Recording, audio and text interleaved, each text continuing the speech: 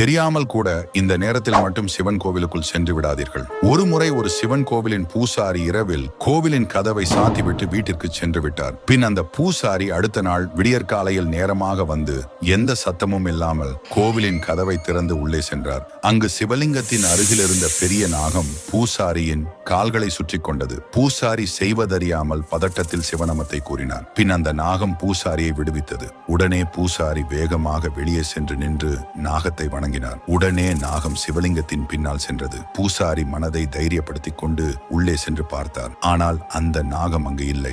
அப்போதுதான் அந்த பூசாரி உணர்ந்தார், நாகத்தின் வடிவில் இருந்தது சிவபெருமான் என்று. அதனால் தான் சிவன் கோவிலின் கதவை திறக்கும் போது சங்குகள் ஊதி மத்தளங்கள் வாசித்து மந்திரங்களை கூறிய பின் 3 முறை கதவை தட்டிய பின் தான் கதவை திறப்பார். ஏனெனில் உள்ளே சிவன் எந்த ரூபத்தில் கூட இருப்பார். சிவனின் மீது நம்பிக்கை உள்ளவர் வீடியோவை சப்ஸ்கிரைப் செய்து கொள்ளுங்கள்.